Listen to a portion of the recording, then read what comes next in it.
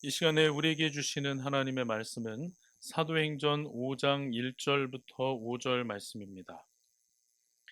다 함께 봉독하겠습니다. 그런데 아나니아라는 사람이 그의 아내 삽비라와 함께 소유를 팔아서 그 값의 얼마를 따로 떼어 놓았는데 그의 아내도 이것을 알고 있었다. 그는 떼어 놓고 난 나머지를 가져다가 사도들의 발 앞에 놓았다.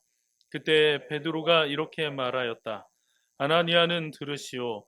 어찌하여 그대의 마음이 사탄에게 홀려서 그대가 성령을 속이고 땅값의 얼마를 몰래 떼어 놓았소. 그 땅은 팔리기 전에도 그대의 것이 아니었소. 또 팔린 뒤에도 그대 마음대로 할 수 있었던 것이 아니었소. 그런데 어찌하여 이런 일을 할 마음을 먹었소? 그대는 사람을 속인 것이 아니라 하나님을 속인 것이요. 아나니아는 이 말을 듣고 그 자리에서 쓰러져 숨졌다. 이 소문을 듣는 사람은 모두 크게 두려워하였다. 아멘. 제가 성경을 보면서 몇 군데 가슴 아파하는 장면들이 있거든요. 가장 큰 것은 창세기 3장에서 아담과 하와가 선악과를 따먹는 장면입니다. 너무나 싫어요. 또 그 다음은 바로 다음에 있는 4장 가인이 아벨을 죽이는 장면. 어머니가 그러는데 제가 이렇게 어린이들 성경 이렇게 듣는 성경으로 들을 때 그 부분이 나오면 막 소리를 질렀대요. 지금도 굉장히 싫어요. 다윗이 이제 밧세바를 범하는 장면도 너무 싫고요.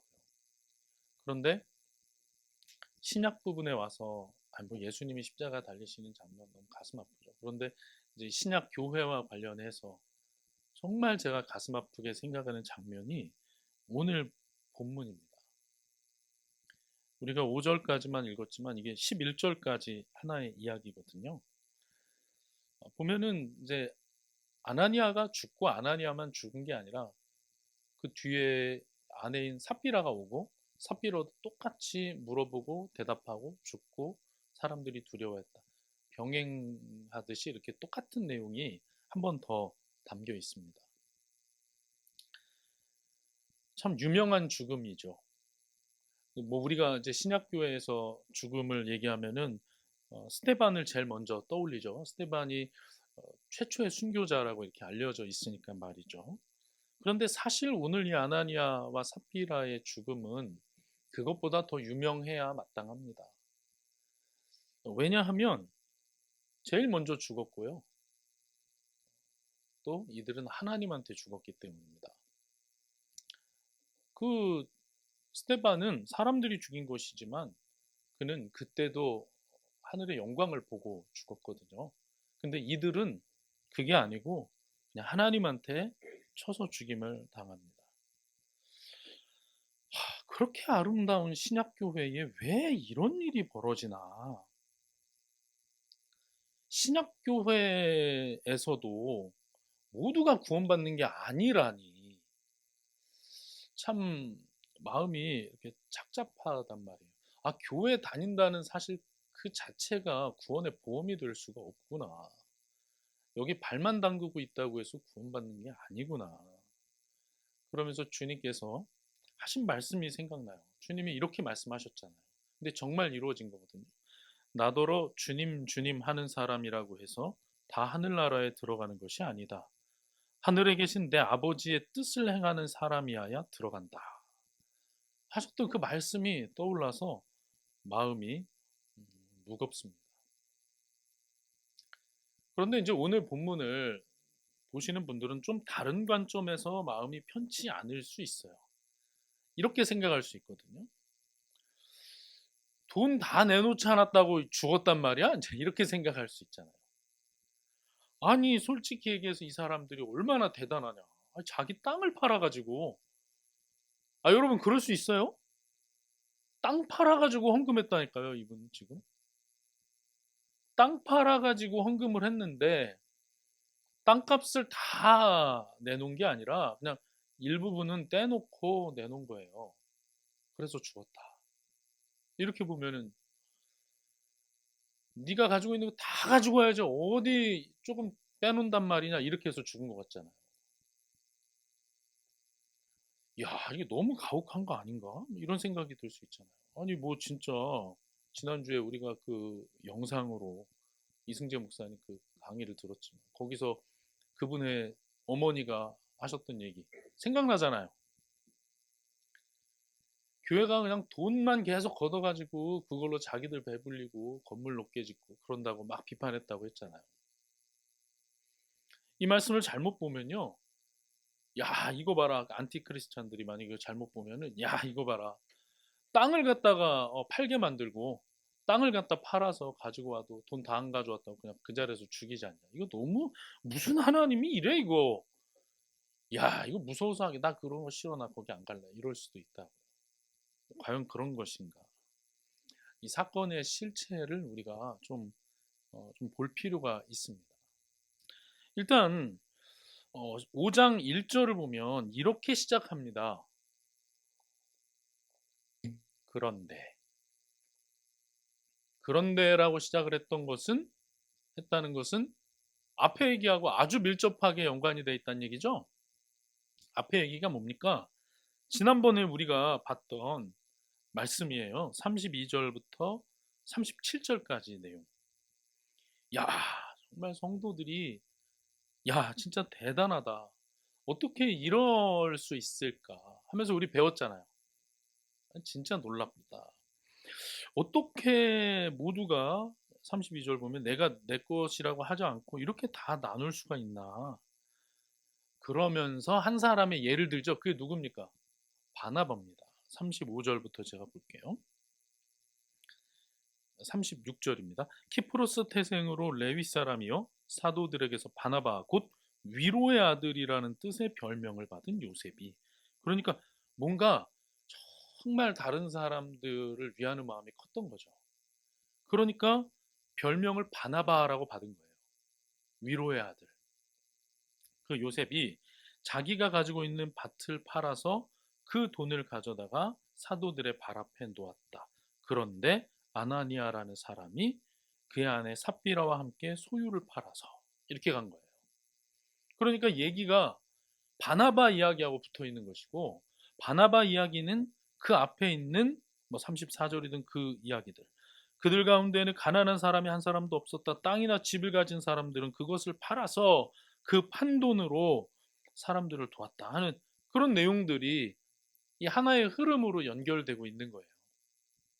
그 상황 속에서 그 바나바처럼 아나니아도 그것을 하려고 했다는 거죠.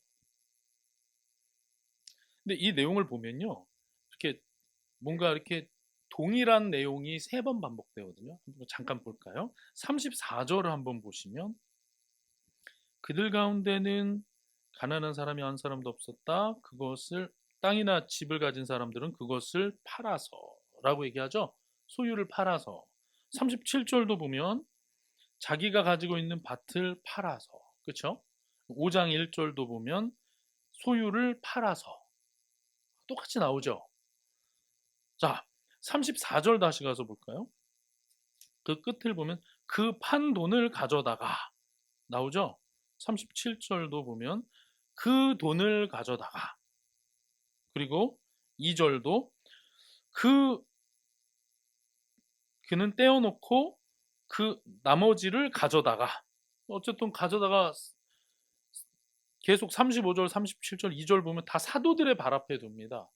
사도들의 발 앞에 뒀다는 것은 교회에 이렇게 드렸다는 얘기잖아요. 그런데 결정적인 차이가 있어요. 결정적인 차이가 뭐냐? 31절도 뭐 그 외의 장면들을 보면 31절 한번 보시면 거기 보면 성령으로 충만해서라는 말씀이 나옵니다. 그러니까 다 내가 가진 소유를 팔았던 것이 외형이 같고요. 그 값을 가져다가 사도들 발 앞에 둔 것도 같은데, 이 교회와 또 바나바 같은 경우는 성령이 충만해서 그 일을 했다고 기록을 하고 있는데, 아나니아와 삽비라 같은 경우는 3절에 보시면 이렇게 말씀합니다. 아나니아는 들으시오 어찌하여 그대의 마음이 사탄에게 홀려서 라고 해요.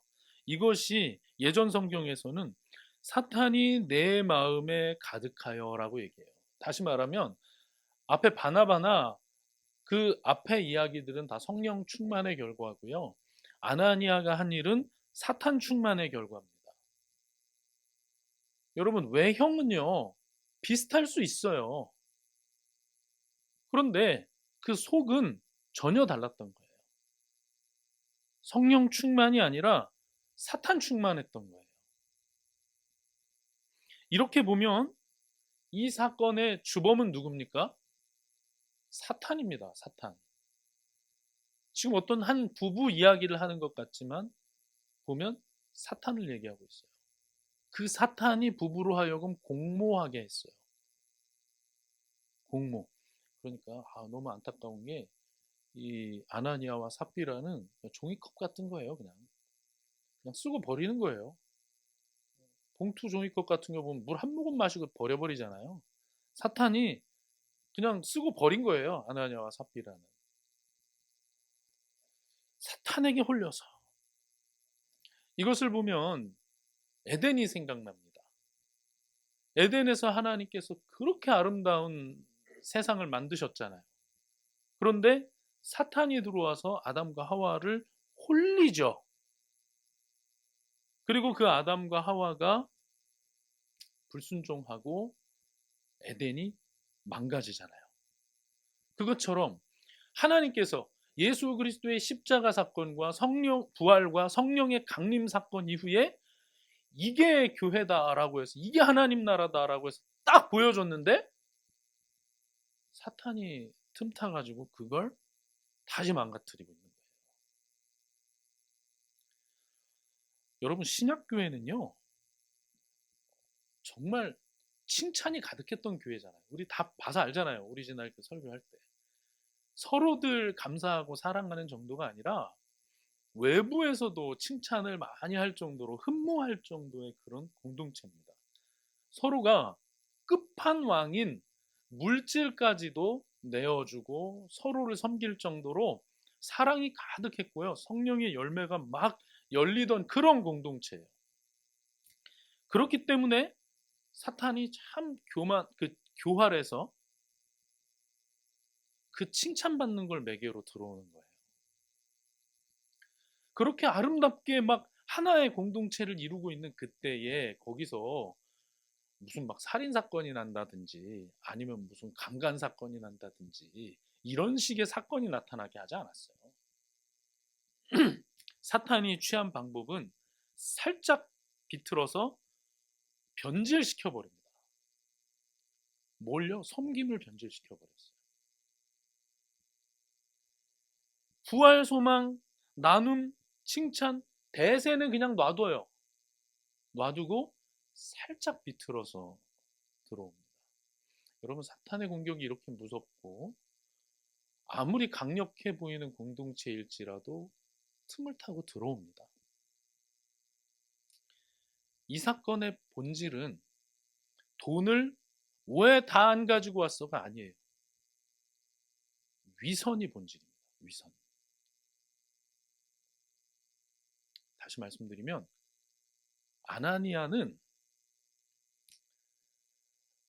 아나니아라는 사람은 사실 플러스 마이너스 계산해서 이런 일을 하는 거예요. 아무도 보지 않는 일에서 이런 일을 할 사람이 아닌 거예요. 위선으로 가득 찼다는 게 핵심이에요. 이게 핵심이에요. 여러분, 최악의 적은 위선입니다. 위선은요, 문제가 없어 보이게 만들어요.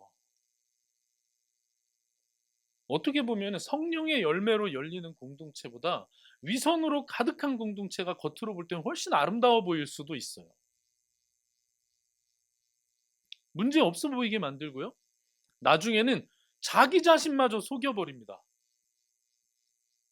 그래서 위선으로 시작했는데 자기가 내가 그래도 꽤 괜찮은 사람이라고 자기도 착각해요. 그러다 보니까 위선에 빠지면 돌이킬 기회를 얻지 못하는 경우도 많아요. 왜냐하면 나는 문제가 없다고 생각하거든요. 여러분 알지 않습니까? 우리 오리지널 그 교회의 모습을 보면 이게 착한 표정과 말 몇 마디로 되는 게 아니라는 거 알잖아요. 그렇죠?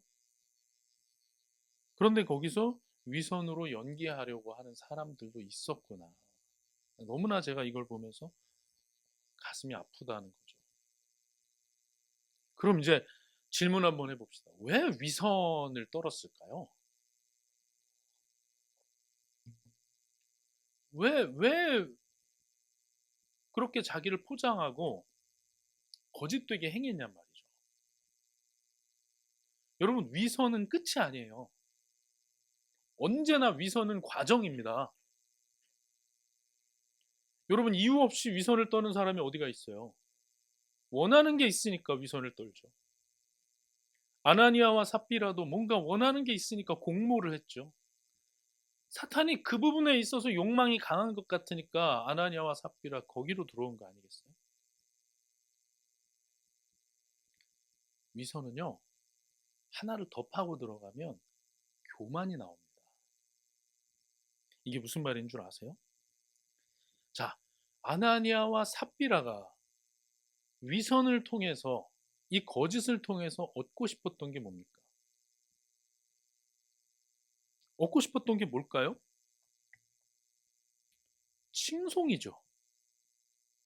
사람들의 박수와 칭송이죠.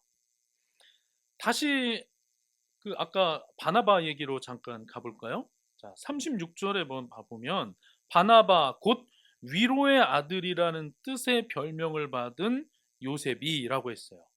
자, 위로의 아들이라는 별명은 대단히 영광스러운 겁니다. 그렇죠? 그 안에서 그가 정말 칭송받고 있고 너무나 많은 사람들이 그에게 감사하고 있다는 뜻이에요. 그걸 원한 거예요, 그걸. 칭송받고 싶은 거예요. 다른 사람들에게 좋은 사람이라는 말을 듣고 싶은 것이고, 더 정확하게는 나보다 더 나은 성도라는 생각을 심어주고 싶었던 거예요, 그들에게. 야, 정말 대단한 사람이다. 야, 정말 배우고 싶은 사람이다. 야, 저 사람은 정말 우리 공동체에서 손에 꼽는 좋은 신앙인이다. 이런 생각을 심어주고 싶었던 거예요. 결국 이것을 통해서 원하는 게 뭡니까? 그 공동체에서 큰 자가 되고 싶은 거예요. 그 공동체에서 영향력을 확대하고 싶은 거예요. 높은 자리로 가고 싶은 거예요. 그러니까 이게 또 결국 예수님이 십자가 달리시기 전날 밤에 최후의 만찬 때 제자들이 그 와중에도 누가 크냐를 가지고 싸웠다고 했잖아요. 야, 그 얘기로 돌아가요. 왜 자꾸 반복될까요? 자, 에덴에서 아담과 하와가 그들이 이걸 따먹은 이유는 하나예요. 배고파서 따먹은 게 아니라 하나님 같아지려고 그런 거예요. 계속 같은 일이 반복되는 이유가 뭘까요? 주연과 감독이 하나니까 그래요. 누구요? 사탄. 계속해서 에덴에서도 그렇고 최후의 만찬 때도 그렇고 오늘 본문에서도 그렇고 계속해서 내가 더 큰 자가 되고 싶은 이들을 통해서 사탄은 일합니다. 그것을 통해서 계속 평안을 깨뜨립니다. 누가 크냐의 문제예요. 누가 크냐의 문제. 결국은 위선이고 칭송받고 싶은 것이고 더 큰 사람이 되고 싶은 거예요. 그래서 제가 말씀드린 거예요. 아나니아 같은 사람은 표나지 않는 곳에서 섬기지 않아요. 아나니아 같은 사람은 너무 힘들 것 같으면 손 떼요. 왜요? 이게 수지가 안 맞아요. 아나니아는 자기가 보기에 이 땅을 판 것을 다 주지 않아도 위로의 아들 같은 그런 칭송을 받을 수 있다고 판단했으니까 일부를 떼놓은 거예요. 그래서 준 거예요. 그러니까 이제 우리로부터 오해하지 않도록 하기 위해서 베드로가 말하지 않습니다. 이 땅을 안 팔아도 당신 거고 판 돈도 당신 건데 왜 당신은 그런 일을 꾸몄습니까? 왜 그 마음에 사탄이 가득하여 위선을 떠느냐? 왜 자기가 이곳에서 더 큰 자가 되고 싶어 하느냐? 왜? 왜 이 아름다운 공동체에서 당신은 자기 자신을 높이고 싶어 하는가? 확실해요. 아나니아 같은 사람은 다른 사람의 연약함을 드러내서 자기가 잘하고 있는 것 같아 보이려고 할 거예요.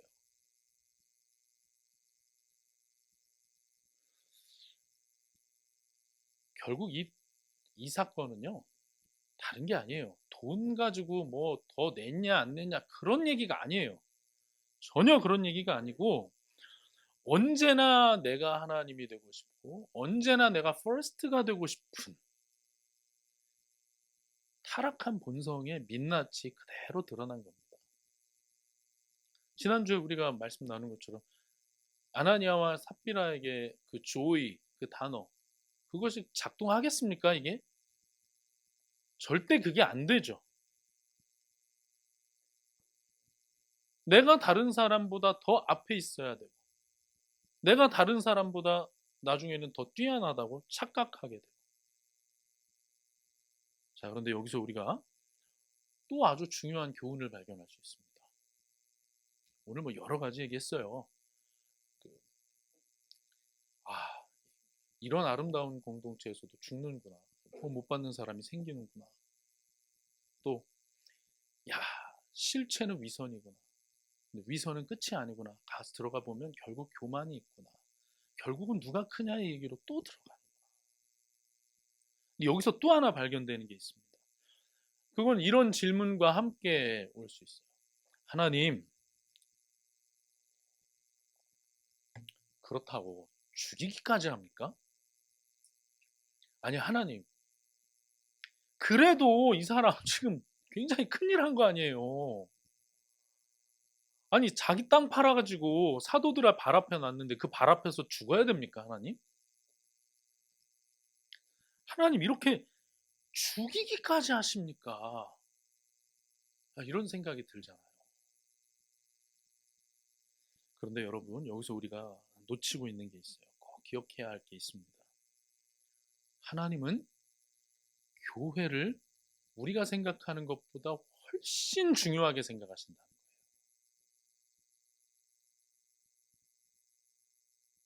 여러분, 한 예를 들어볼까요? 여러분이 아이폰을 샀어요. 최신형 아이폰은 뭡니까? 요즘 아이폰 한 100쯤 되나? 잘 모르겠는데요. 하여튼 아이폰 제일 좋은 거 샀어요. 진짜 뭐 사람들이 이런 거 샀으면 아이패드 같은 것도 뭐 최고로 샀어요. 근데 사가지고 교회 가져왔는데 딱 바닥에 떨어뜨렸어요. 여기만 스크래치 난 게 아니라 여러분의 이 마음에 스크래치가 나죠? 이게 너무 좋으니까. 자, 아이가 아이를 낳았어요. 아이를 낳았는데 애가 놀다가 상처가 나서 흉터가 나버렸어요, 얼굴에. 얼마나 부모가 마음이 아플까요? 자, 그런데 교회는 그냥 하나님이 자, 한번 만들어 볼까? 이렇게 만든 게 아니고요. 교회는 예수 그리스도의 피값을 주고 만든 거예요.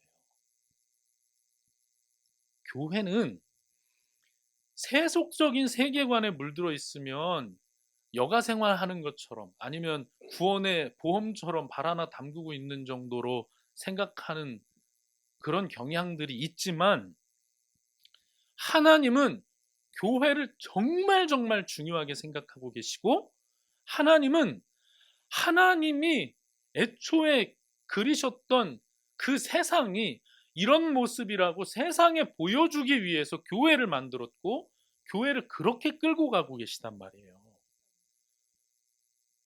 그래서 때로는 하나님은 교회에서 일어나는 일들을 엄히 다루실 때가 있어요.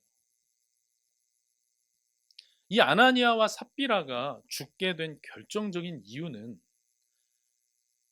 외부로부터 핍박이 아니라 그 아름다운 교회를 내부로부터 처음 균열을 일으킨 자이기 때문에 죽인 겁니다. 혹시 이런 표현 들어봤어요? 본보기형? 여러분, 본보기형은 확실합니다. 아주 확실해요. 대표적인 본보기형이 뭔 줄 아시죠? 십자가예요. 그래서 십자가는 큰 길 아니면 언덕에다 놓고 하는 거 아니에요. 본보기예요. 본보기 지금. 하나님이 교회를 얼마나 사랑하시는 분인지, 교회를 내부로부터 균열을 일으키는 것이 얼마나 큰 문제인 것인지, 이 공동체에 가득한 이 아름다운 섬김과 칭찬을 오염시키고 변질시키는 것이 얼마나 큰 죄인 것인지, 위선과 교만이 얼마나 위험한 것인지를 하나님께서 그 당시 사람만이 아니라 오늘 우리에게도 보여주시기 위해서 아나니아와 삽비라 더 복잡한 얘기 들을 거 없이 그냥 그 자리에서 쓰러져 죽게 만들었어요. 남편도 그렇게 죽고 삽비라도 그냥 그렇게 죽었어요. 그 집으로 얼마나 비극적인 일입니까? 그러나 여러분, 그런 건 절대 통하지 않는다는 거예요.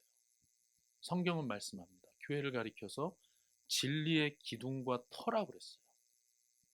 교회는 진리의 기둥과 터입니다.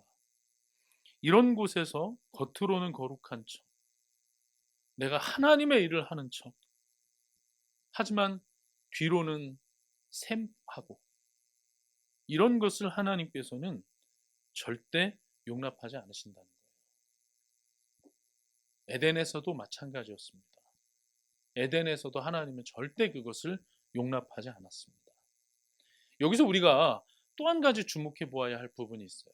이 사건을 들은 사람들의 반응입니다. 뭐라고 하죠? 5절 보시면, 아나니아는 이 말을 듣고 그 자리에서 쓰러져서 숨졌다. 이 소문을 듣는 사람은 모두 크게 두려워하였다. 11절, 삽비라가 죽은 소식을 들은 겁니다. 온 교회와 이 사건을 듣는 사람들은 모두 크게 두려워하였다. 이것이 단지 사람이 말만 했는데 막 죽어, 그런 것 때문에 이렇게 두려워한 게 아니에요. 안타깝게도 너무나 아름다워 보였지만 죄인들이 모여있는 신약교회에 이런 모습들이 많이 퍼져 있었다는 뜻이에요. 겉으로는 평안해 보이고요, 정말 아름다워 보입니다. 그러나 여러분, 잊으면 안 돼요. 그 교회를 구성한 이들이 지난주에 제가 뭐라고 했습니까? 은혜를 입은 죄인들이에요. 죄인들이 모여있기 때문에 그 안에서 사실은 문제가 많이 일어나는 겁니다. 여러분, 이런 생각하는 분들이 있죠. 교회가 뭐 이래? 아니, 교회니까 그러죠. 여러분, 이런 예 들었어요? 아니, 교회는 거룩해야 되는 거 아닙니까? 교회가 왜 이렇습니까? 그랬더니, 그러면 네가 어떻게 여기 있을 수 있어? 그런다는 거 아니에요? 그럼 너부터 나가야지. 여러분, 교회는 죄인들의 모임이에요. 우리가 그렇게 오리지널이라고 말하고 그렇게 회복해보고 싶어 하는 그 신약교회도 사실은 이렇게 연약한 자들이 모여 있는 것이고, 그 안에서는 치열한 영적 전투가 벌어지고 있는 거예요. 성령 충만하냐, 사탄에게 홀리냐. 이 싸움이 계속해서 이루어지고 있는 겁니다. 그래서 우리의 신앙의 선배들은 이 땅의 교회를 가리켜서 전투하는 교회라고 말했어요. 이 땅의 교회는요, 천상교회의 모델하우스예요. 하나님이 지금 함께 하시고, 이 천국, 이미 구원받은 성도들의 모임 있잖아요. 그 천국, 우리 요한계시록에 나와 있는 그 모습 있죠. 그 모습의 모델하우스 같은 것이 이 땅의 교회라는 거예요. 그런데 천상교회는 승리한 교회라고 부르고요. 이 땅의 교회는 전투하는 교회라고 부릅니다. 여러분, 지상교회는 전투하는 교회입니다. 우리도 마찬가지고 신약교회도 마찬가지입니다. 우리 안에 아나니아와 삽비라 같은 사건도 얼마든지 있을 수 있어요. 얼마든지. 그래서 이 소식을 들은 사람들이 두려워한 겁니다. 여러분, 우리는 완벽하지 않고요. 성령의 인도에 민감하지 않을 때 언제나 육체의 지배를 받게 됩니다. 언제나 육체의 지배를 받게 되고 위선에 빠지게 되고 언제나 교만에 빠지게 되고 다른 사람보다 내가 낫다는 것을 보여주고 싶어 합니다. 교회는 사람의 호의로 세워지는 게 아니라 하나님의 말씀에 순종함으로 세워지는 것입니다. 교회는 내 열심으로 세워지는 것이 아니라 하나님의 능력으로 세워지는 겁니다. 약할 때 강함 되시는 주님이 일하시는 곳이고 신실하게 선 자를 통해서 하나님께서 일하시는 곳입니다. 그렇기 때문에 이 교회는 연약하기도 하지만 또 소망도 가지고 있는 거예요. 제가 이제 설교 제목을 뭐라고 정했습니까? 하나님을 속이다. 이렇게 제목을 정하면서 너무 불경한 거 아닌가 이런 생각도 들었어요. 제목이 너무 무섭다 이거. 제가 본문에 있는 말씀을 갖다 쓴 거예요. 하나님을 속이다. 이게 하나님을 속여냈다라는 게 아니라 속이려 했다라는 얘기죠. 하나님을 속이다. 제목은 하나님을 속이다라고 했지만 여러분, 하나님은 절대 속일 수 있는 분이 아니에요. 고린도전서 1장 25절은 이렇게 말씀하거든요.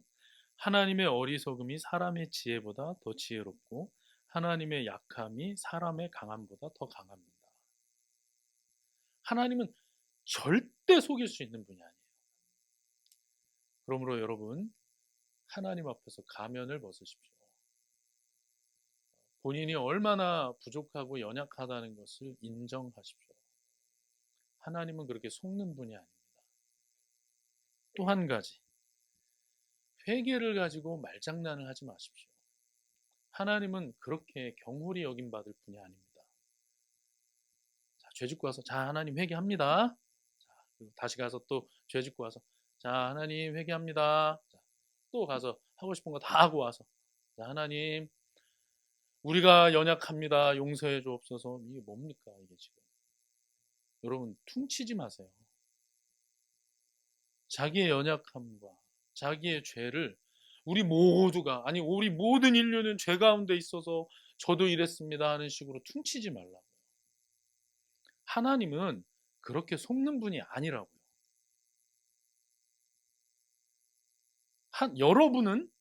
여러분은 거짓 회개를 잊어버렸을지 몰라도 하나님은 횟수까지 기억하는 분이에요.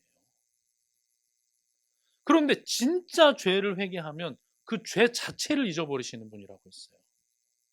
그런데 어찌 그분 앞에서 거짓 회개와 위선의 횟수만 늘려가려 합니까? 여러분 퉁치지 마세요. 옆에 있는 분들을 보세요 한번. 자, 옆에 있는 사람들 보세요. 자, 속으로 이렇게 생각했어요. 제가 저 사람이 그 안에 타락한 본성이 있는 죄인이긴 하지만 내 급은 아니다. 자, 나만큼 죄인은 아니다. 자, 옆에 보세요. 그러니까 저 사람하고 묶어가지고 회개하지 말라고요. 그 급이 아니니까. 옆에 있는 분들 쫙 보세요. 나보다 낫다, 저 사람이. 나보다 낫다. 도대체 나는 누구하고 묶어서 같이 회개를 해야 될까? 전 세계를 한번 훑어보십시오.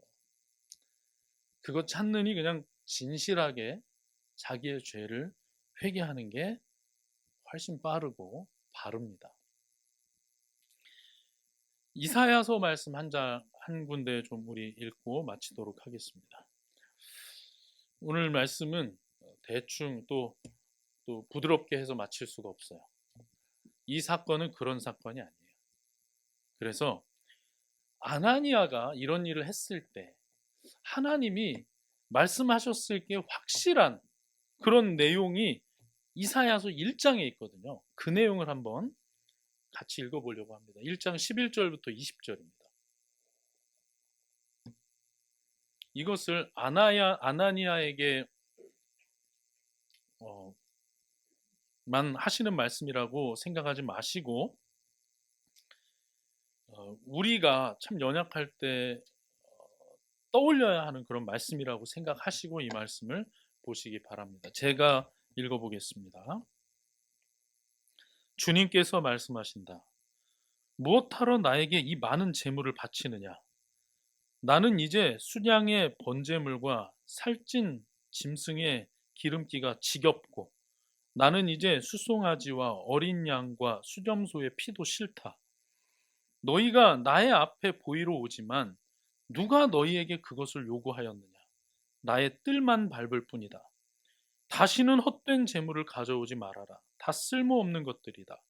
분향하는 것도 나에게는 역겹고 초하루와 안식일과 대회로 모이는 것도 참을 수 없으며 거룩한 집회를 열어놓고 못된 짓도 함께 하는 것을 내가 더 이상 견딜 수가 없다. 나는 정말로 너희의 초하루 행사와 정한 절기들이 싫다. 그것들은 오히려 나에게 짐이 될 뿐이다. 그것들을 짊어지기에는 내가 너무 지쳤다. 너희가 팔을 벌리고 기도한다 하더라도 나는 거들떠 보지도 않겠다. 너희가 아무리 많은 기도를 한다 하여도 나는 듣지 않겠다. 너희의 손에는 피가 가득하다. 너희는 씻어라. 스스로 정결하게 하여라. 내가 보는 앞에서 너희의 악한 행실을 버려라. 악한 일을 그치고 옳은 일을 하는 것을 배워라. 정의를 찾아라. 억압받는 사람을 도와주어라. 고아의 송사를 변호하여 주고 과부의 송사를 변론하여 주어라. 주님께서 말씀하신다. 오너라 우리가 서로 변론하자. 너희의 죄가 주홍빛과 같다 하여도 눈과 같이 희어질 것이며 진홍빛과 같이 붉어도 양털과 같이 희어질 것이다. 너희가 기꺼이 하려는 마음으로 순종하면 땅에서 나는 가장 좋은 소산을 먹을 것이다. 그러나 너희가 거절하고 배반하면 칼날이 너희를 삼킬 것이다. 이것은 주님께서 친히 하신 말씀이다. 아멘. 여러분 너무나 무섭지 않아요? 말씀 들으면 힘이 빠지지 않아요? 하나님이 그냥 앞에 나와가지고 하는 게 그냥 지겹대요. 이제는. 그냥 말만 그렇게 하는 게 너무나 싫다는 거예요. 하나님이 나 지쳤다라고까지 표현하실 정도면 이거 정말. 그런데 거기에 분명한 소망을 또 주시죠. 뭐라고 말씀합니까? 너희가 기꺼이 하려는 마음으로 순종하면 다른 게 아니에요. 순종이에요. 하나님 앞에 예배로 위선 떨고 헌금으로 위선 떨고 그런 걸로 안 된다는 거예요. 수많은 종교적인 수식어로 자기를 치장하려 하여도 그 악취를 어떻게 하겠느냐. 하나님이 견딜 수가 없다라고 말씀합니다. 순종하라. 하나님의 말씀을 무겁게 받으라. 제가 그 구약의 말씀을 보면서 제가 지난번에 그 확신이라는 글을 쓰면서 그 예언자들 얘기했잖아요. 예언자들이 이스라엘 백성들에게 예언을 하고 하나님의 말씀을 선포하고 돌이켜야 된다고 막 외쳤던 것이 결국은 그들이 돌이키는 데 쓰임 받은 게 아니라 그들이 벌을 더 크게 받는 데 쓰여버렸어요. 그렇게까지 얘기했는데 너희가 선지자들을 핍박하고 거부하지 않았느냐. 이렇게 돼버렸다니까요. 여러분, 하나님의 말씀을 무겁게 받으시고 여러분이 하고 있는 여러 거짓되고 위선된 일들이 얼마나 무서운 것인지, 사실 그 안에 담겨 있는 내가 하나님같이 높아지리라, 내가 첫 번째다라고 했던 말이 얼마나 무서운 것인지, 얼마나 하나님을 진노하게 하는 것인지, 그것이 얼마나 교회를 더럽히고 내 인생을 망가뜨리는 것인지를 분명히 인식하고 이 문제 앞에 제발 좀 진지하게 서실 수 있기를 간절히 바랍니다. 하나님 앞에 신실하십시오. 하나님 앞에 거짓 없이 행하십시오. 하나님은 속일 수 있는 분이 아닙니다. 하나님 앞에 진실하게 간구하고 그 은혜를 구할 때 하나님께서 회복의 은혜를 베풀어 주시고 진정한 기쁨을 발견케 하시고 진정한 삶의 의미를 찾아 누리게 해주실 줄로 믿습니다. 그런 우리 모두가 되기를 간절히 축원합니다. 주의 손에 나의 손을